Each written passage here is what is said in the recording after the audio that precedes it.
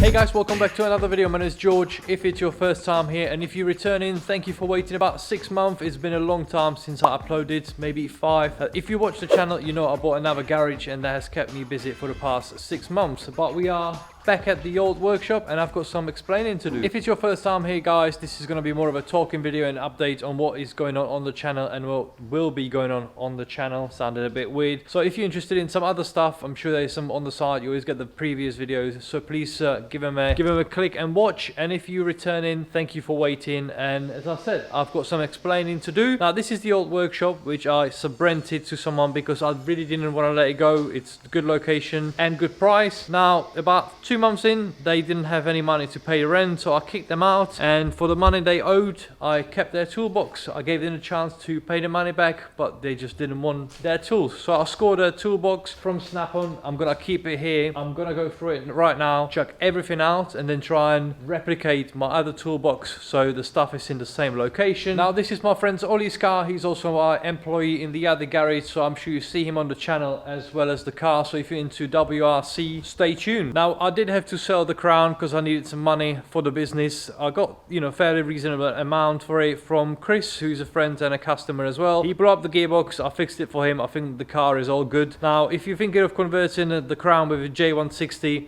I think it probably depends on your driving style. It was fine with me, but he must be a bit more Naoki Nakamura and he blew up the gearbox almost straight away. So bear that in mind if you're going to use it for drifting. Even though I did do an occasional clutch kick, it might not be the gearbox for you. We still have the Mark II, which we are still planning on rebuilding the engine. I haven't touched it, so I really apologize, but that is going to be happening on the channel now. Also, I bought another car, which is IS200. I'm going to get it in a second from home, and it is an IS200 with a supercharger. It is in manual, so that is going to be the drift project. I do want to take it to Scotland, to Driftland, and keep it there, but they don't seem to be having many drift days at the moment, so I do need to speak to them. I'm sure they're busy with the Scottish Drift Championship at the moment, but we will have a look at the car just now, and let's have a look at this box.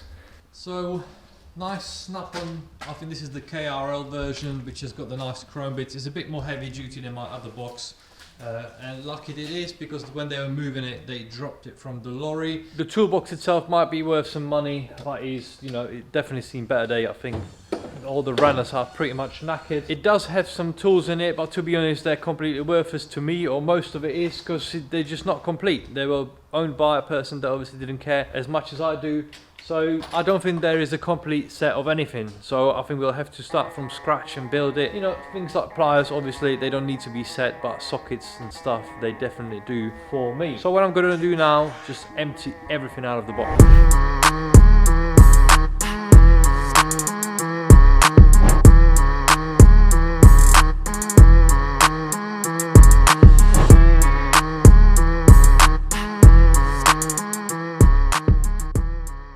Okay, so I'm done with clearing the beautiful box, which used to be white. Not sure why you would paint it black. This is all metal crap. Sockets, screwdrivers, pliers, ratchets, extensions, hammers. Now this is ridiculous. I mean, why would you need so many spanners?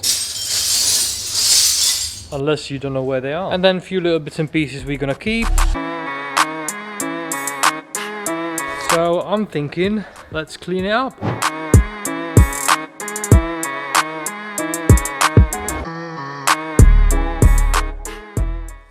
Okay, I'm all tidied up. I'm just waiting for some quote from the local Snap-on dealer to get a price for some new mats for the drawers. I can't believe I made you watch me clean a box, so sorry about that. Now, before I go get the Lexus to show you the new project car on the channel, I just want to show you a little competition. So here we have, which was in the toolbox, some sort of limited edition Snap-on, I think it's Orange County, little chopper.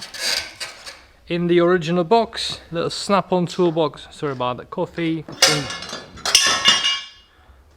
So here we go again. No damage done. Toolbox, chopper, that rests on the mirror and the box. Alright, it's getting late. It's already gone dark, and here she is. So a grey IS200, probably the best colour. Let's turn up the ISO.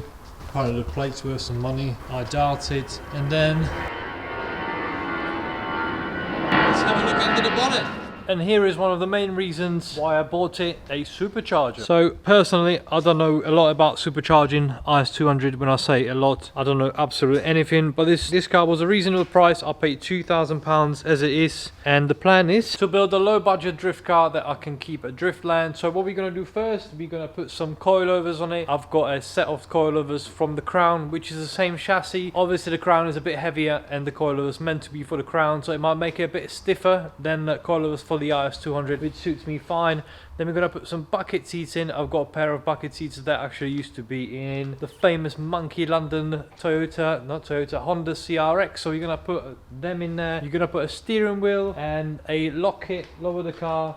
It's got Mazda RX-8 wheels, so you're going to get some spare wheels. And I think that's it really. Steering wheel, seats, coilovers. It's got a diff from the Sport already, so it's got Torsen diff, so we should be alright. I think that's it. All you need to have fun. Obviously, you're going to strip some stuff to make it a bit lighter. I've got a subwoofer, which I really don't need. Gonna keep the rear wheels, gonna keep the aircon, you know, just when you wait in line, so you can be nice and cool in the summer, and you can be nice and toasty, you know, keeping this, what do you call it, a heater, so you can be nice and cool in the summer, keeping the aircon, keeping the heat in, you know. And if I come to sell it, it's still a proper road car. I might put a radiator on it, alloy radiator. If you guys can think of anything what I can do to the car that you might be interested in, or what might be good obviously for drifting, let me know. So that's something you can look forward to. So IS200 content, we're gonna be building the JZX100 engine, the 1JZ, and maybe we look at Ollie's WRC replica car as well, and I'm sure there will be more stuff in the future. So thank you for tuning in. If it's your first time here, as I said, I know this video is not great, so please find some of the other videos, and if you're returning, thank you for sticking around for so long. Yeah,